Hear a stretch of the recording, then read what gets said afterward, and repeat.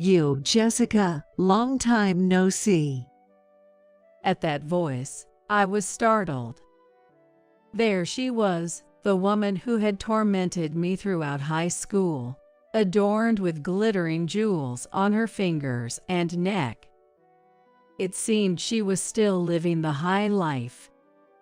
I am Jessica, 46 years old. I married Logan, whom I met in college, 2 years after graduation. We had trouble conceiving, and at this age, I have an only child who just started preschool. Since he's still quite dependent, I brought him along to the high school reunion. And there was Isabella, my wealthy classmate, and she even spoke to me. Going back 30 years, to my high school days. Sorry about the private school, Mom. I decided to go to a private girls' high school.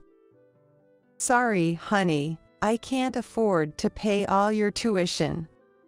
I came from a single-parent family. I had to attend school on a scholarship loan. Gold Star Academy, a posh school. There had a ranking system where students entering from kindergarten were called pure gold. From elementary school were 24K gold. From middle school were 18K gold. And those of us who entered at high school were labeled as plated. The elite classmates were, of course, pure gold. "Are you plated? I've never seen you before," was the first thing one of them said to me at high school. From what I heard from other classmates, this wealthy classmate's father was the CEO of a major company. He was the top donor to the school, even donating buildings. And his daughter was treated as the gold standard of pure gold, featured in the school's brochures. Anyway, I ended up being nicknamed Plated Jessica in high school. But I still enjoyed high school life. Only the wealthy classmate called me Plated. However, she continued to call me Plated every time we met. And then, the situation worsened. Back then, there was no awareness or consideration for personal matters. After class, when the teacher called me to the desk and handed me a form. "This is the scholarship application. Fill it out and submit it to the office." Hearing this, the wealthy classmate burst into laughter and exclaimed loudly, "Hey everyone, did you hear? Plated Jessica can't even attend school without taking out loans. She wouldn't even be plated without her scholarship. She's totally plated." I clenched the form in frustration.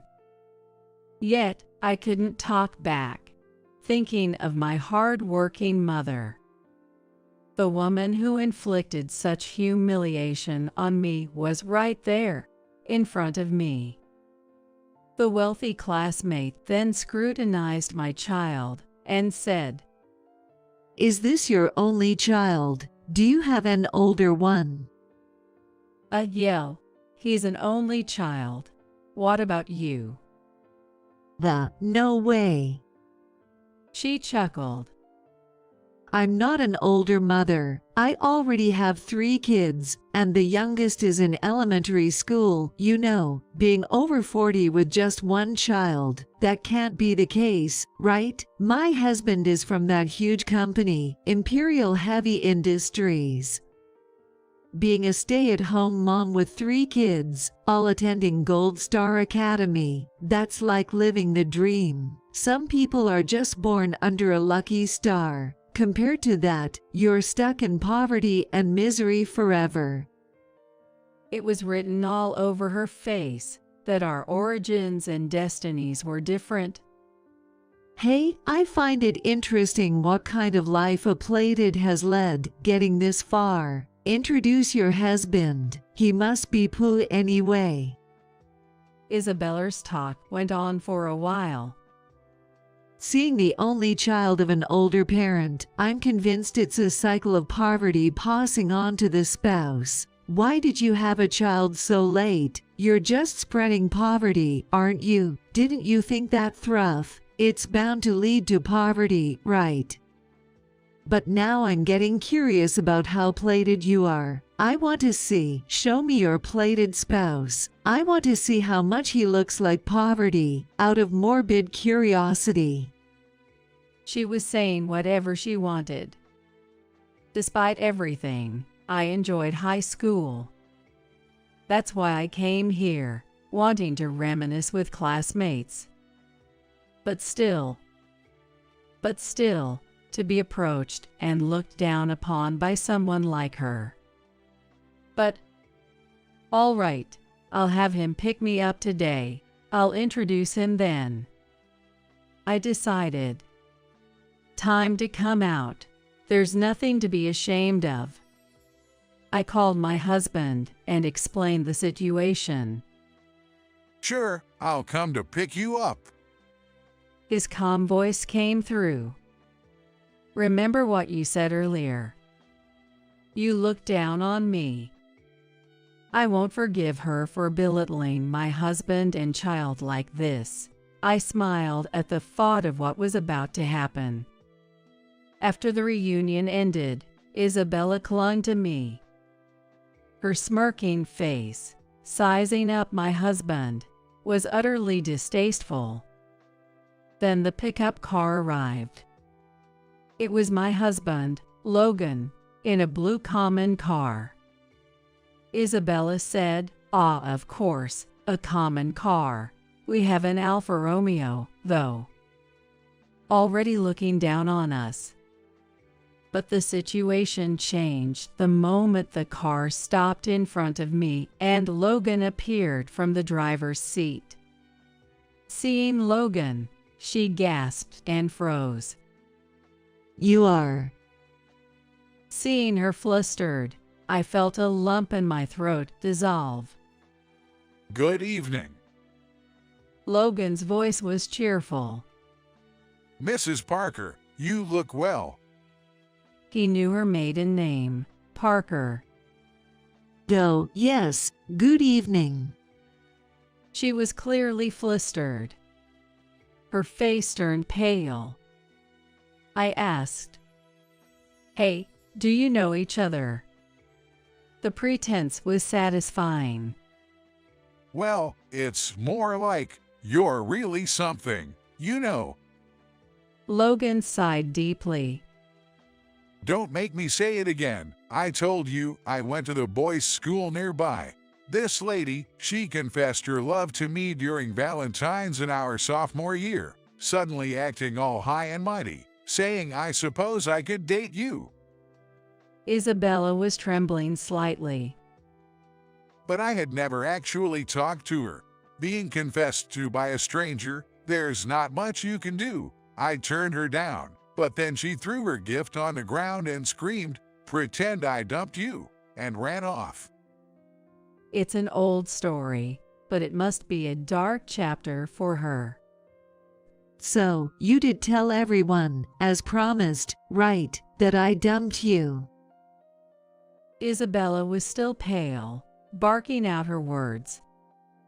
I did say, she asked me to pretend she dumped me, up to that point. What? Well, it's unheard of for a guy to be dumped by an unknown girl on Valentine's Day, right? Plus, someone whose side said, that's Isabella Parker from Gold Star, known for her high status and arrogance. You were so flashy, I ended up recognizing your face from occasionally passing by. When Jessica mentioned your name, it all came back to me. If you wanted to meet me, I had no reason to refuse. Logan remained cool as ever.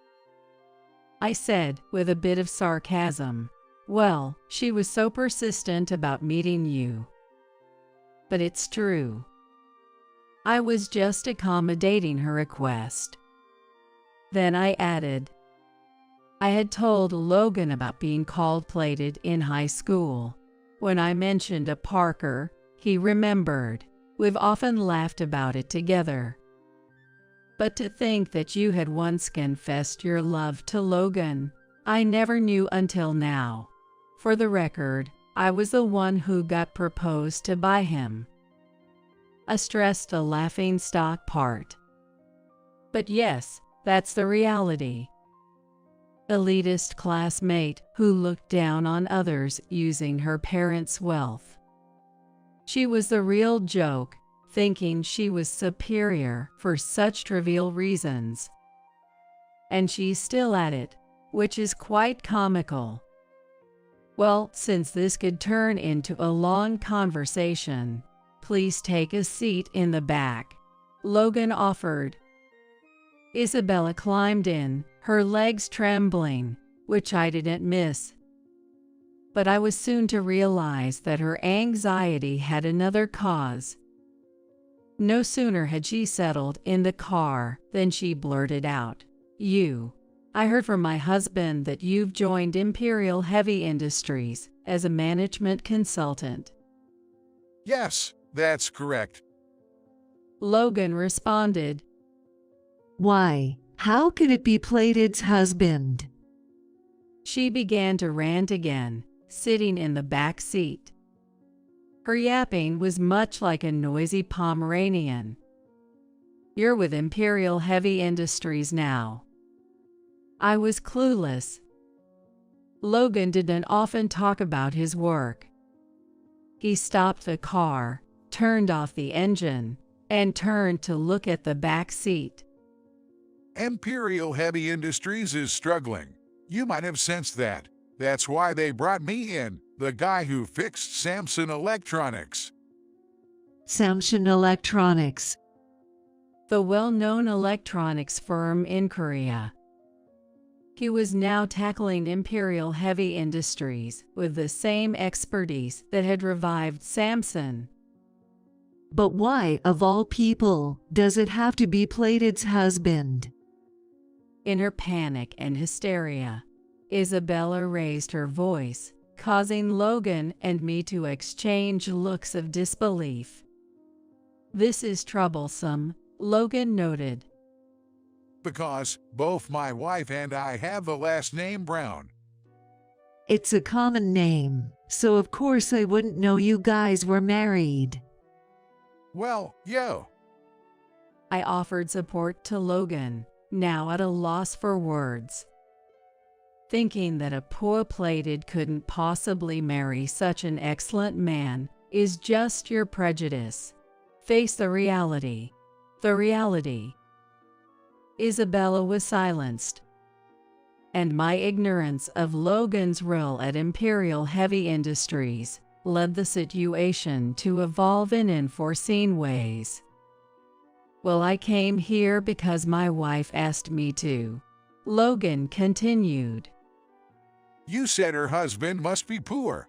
That's what you said, right? He asked her directly. To be honest, I think your husband will end up poorer than me. What? She barked again at the sudden declaration. It was a cry of surprise, wondering what it was this time. Logan continued.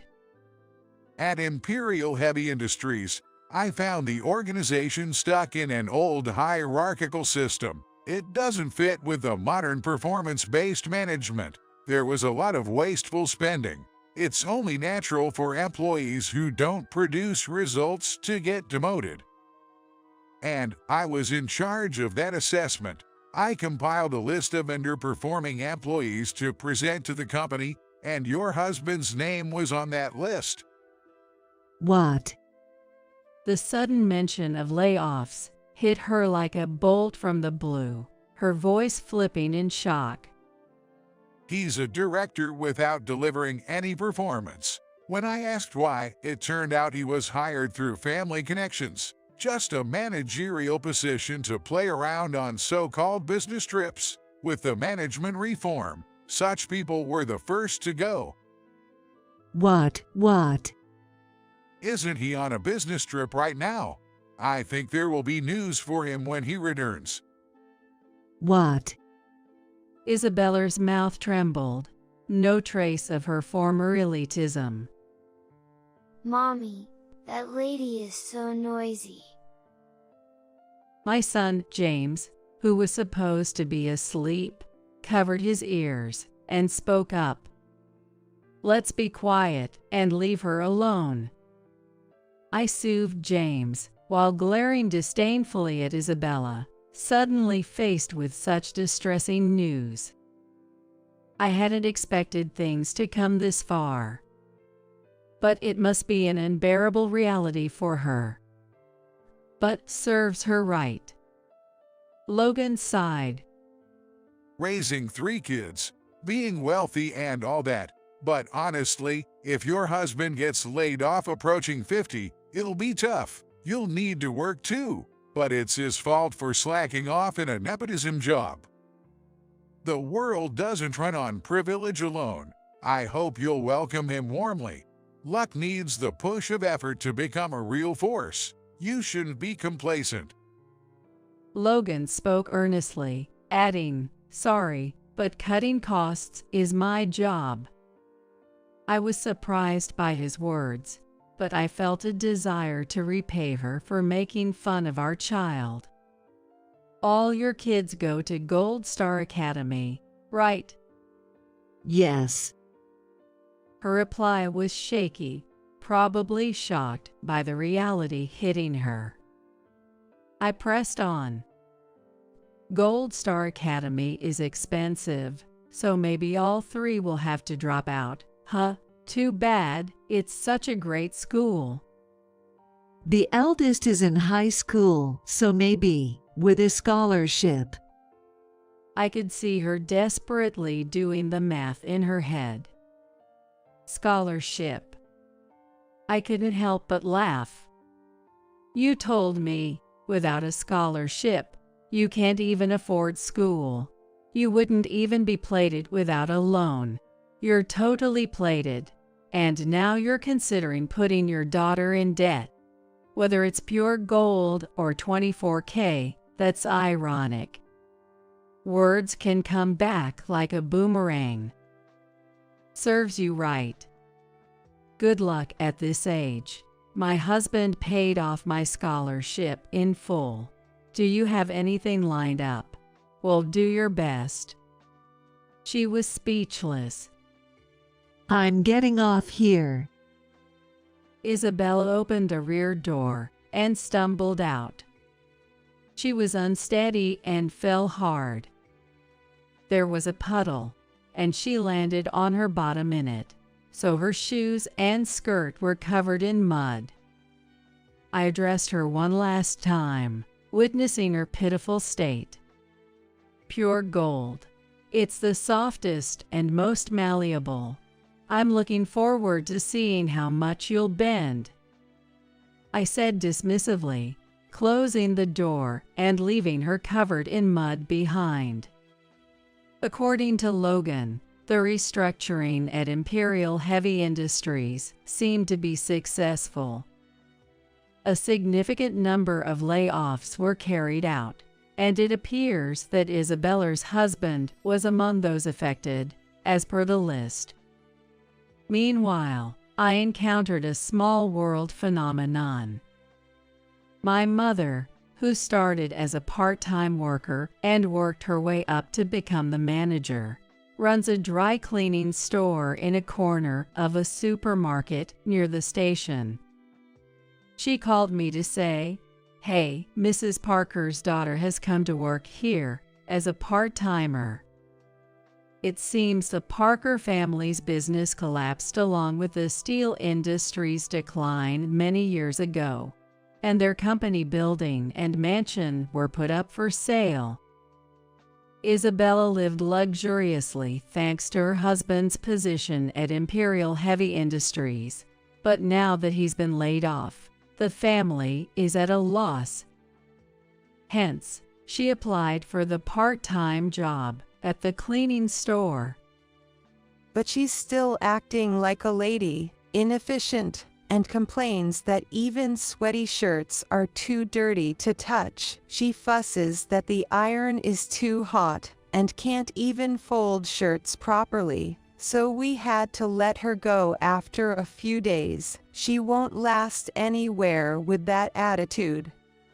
I hired her out of sympathy because she said she had 3 kids, but when I tried to teach her, she'd snap. Who do you think I am? I saw her in the park recently, wearing tattered clothes, and it didn't seem like she had found a job yet. I couldn't stop laughing.